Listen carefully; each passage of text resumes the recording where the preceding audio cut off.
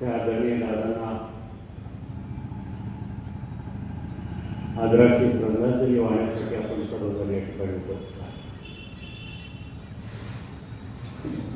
काल सकाळी 9 वाजता मला डॉक्टर ताराचंद यांचा फोन आला. मी मुंबईला होतो.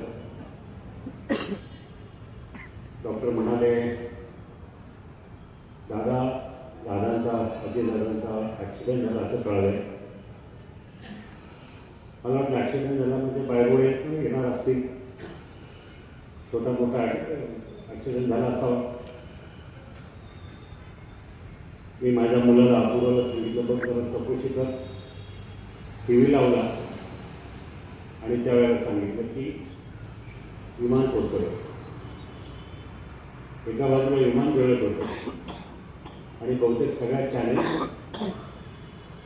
5ही अपघात करत असताना हॉस्पिटलला नेणं अशी कुठे बातम्या देतो. मला कुठंतरी चुकीचं वाटलं की एका बाजूला विमान कोसळलं आणि ते विमान जळतंय, त्याचे तुकडे झाले, आणि दुसऱ्या बाजूला टी व्हीची निवेदिका सांगते बातमीमध्ये की 5ही अपघातग्रस्तांना हॉस्पिटलला नेलं. पण काही वेळातच इंग्रजी चॅनलला चेंज केलं. त्यातूनही अतिशय धक्कादायक आणि दुःखद बातमी कळाली. क्षणभर आपण काय ऐकतं त्याचं भान राहिलं नव्हतं. अजितदादा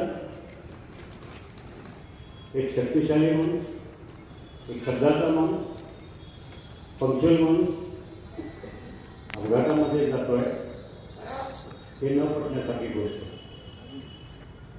तातडीनं माझ्या लक्षात आलं, साधारण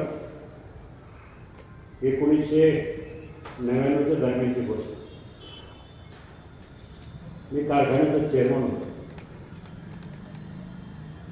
आमदार दिलीपराव, मी आणि अजितदादा आम्ही गावावरून मुंबईला जात होतो माझ्या मर्सिडीज गाडीवर. आम्ही तिथे गप्पा मारत जाताना माझ्या ड्रायव्हरने काहीतरी ओव्हरटेक केलं.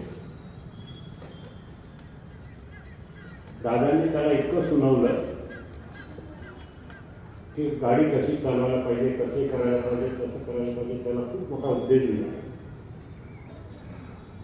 म्हणजे प्रवासामध्ये गाडी कशी चालवावी याची दक्षता घेण्यात दादा एका प्रवासाच्याच अपघातामध्ये गेले.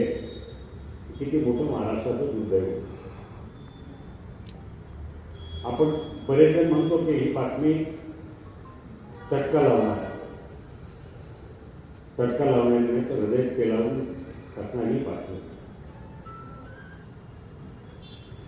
दादांचा माझा तसा दिलीपरावांच्यामुळे खूप जुना परिचय. मला आठवतं पवारसाहेब मुख्यमंत्री होते. दिलीपराव पहिल्यांदा निवडून आले होते. आमदार 90च्या दरम्यानची गोष्ट असावी. वर्षा बंगल्यावर आम्ही गेलो होतो. पवारसाहेब मुख्यमंत्री होते. त्यावेळेला पहिल्यांदा मी अजित पवारांकडे बघितलं. त्यावेळेला पठाणी ड्रेस घालायची फॅशन असायची.